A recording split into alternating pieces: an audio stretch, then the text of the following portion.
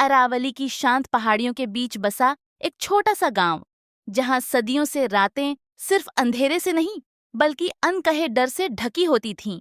लेकिन उस रात कुछ बदला। आकाश लाल हुआ, हवा में मंत्रों जैसी फुसफुसाहट तैरने लगी और अनन्या के माथे पर उभरे त्रिशूल में नील रोशनी धड़कने लगी, मानो किसी भूली हुई शक्ति की पुकार उसे जगा रही हो। अचानक उसके पैरों तले दुनिया फिसली और वह पहुंच गई एक श्मशान में, जहां राख के बीच नील ज्वाला उठ रही थी और अग्निवृत्त के बीच खड़ी थीं स्वयं मां काली। उधर पहाड़ पर सदियों बाद एक दानव जाग रहा था, महाभय, अंधकार का प्रथम योद्धा। धरती कांप रही थी, हवा भारी हो चुकी थी और एक ही नाम चारों ओर गूंज रहा था, अनन्या।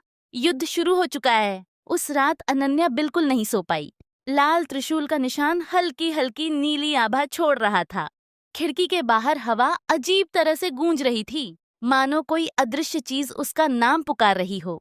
दादी उसके पास बैठी और धीमी आवाज में बोले, अनन्या, तू जन्म से पहले भी जी चुकी है और तेरी आत्मा में वही ज्वाला है जो सिर्फ देवी का अंश होने पर मिलती है।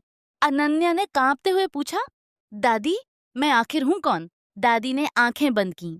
उनके होंठों पर तंत्र मंत्र जैसा कुछ बुदबुदाया।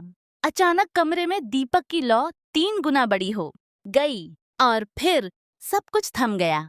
अनन्या की आंखों के सामने अंधेरा छा गया और वह एक अजनबी दुनिया में गिर गई। वह अब अपने कमरे में नहीं थी, बल्कि खड़ी थी एक विशाल श्मशान में। चारों ओर लपटें, राख और डमरू की ध्वनि गूंज रही थी। दूर अग्निवृत्त के बीच एक नीलवर्णी स्त्री, लंबे केशों वाली, गले में खोपड़ियों की माला, हाथ में त्रिशूल, मां काली।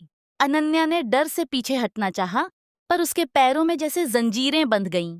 मां काली का स्वर गूंजा, भारी, प्रतिध्वनित और सीधा हृदय को भेदने वाला, अंश जन्मा, तू फिर लौट आई है, पर इस बार तुझे छिपाया नहीं जाएगा। अनन्या की सांस रुक गई। मां काली आगे बोली, पूर्व जन्म में तू मेरा ही एक अंश थी, शक्ति का वह रूप जिससे अंधकार कांपता था। पर महाभय ने छल से तुझे घायल किया, तेरी शक्ति अधूरी रह गई।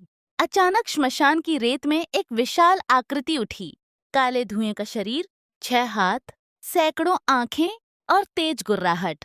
महाभय। वह हंसा, तो तू फिर जन्म ले चुकी है? उसकी आवाज में झर था। इस बार तू बच नहीं पाएगी देवी अंश। अनन्या डर से कांप गई, पर उसी वक्त मां काली उसके सामने आकर खड़ी हो गईं। उनकी तीसरी आंख खुली और पूरा श्मशान नील अग्नि से भर गया। पुनर्जन्म हुआ है, युद्ध भी होगा, सत्य वहीं जीतेगा जहां भय जन्म लेता है। अचानक सब कुछ घूमने लगा। श्मशान देवी, महाभय और अनन्या वापस अपने कमरे में आ गिरी। उसकी सांसें तेज थीं। दादी रो रही थीं, बेटी, तूने देख लिया? अनन्या ने धीरे से सिर हिलाया। उसकी आवाज थरथरा रही थी। महाभय मेरा इंतजार कर रहा है। कमरे की दीवार पर उसी क्षण एक काली छाया रेंगकर उभरी और उसने फुसफुसाया, मैं बहुत करीब हूँ। रात का तीसरा पहर था। गांव में सब सो रहे थे, पर हवा के भीतर एक भारीपन था, मानो कोई अदृश्य सेना धीरे धीरे धरती पर उतर रही हो। अनन्या चुपचाप बैठी थी, पर उसके कानों में लगातार वही फुसफुसाहट, मैं आ रहा हूँ। अचानक पूरा गांव हिल गया, जैसे धरती के भीतर कोई विशाल सांप करवट ले रहा हो। पहाड़ की ओर से एक भयंकर गर्जना उठी। पेड़ झुक गए, कुत्ते पागलों की तरह रोने लगे। दादी कांपती आवाज में बोली, वह आ चुका है,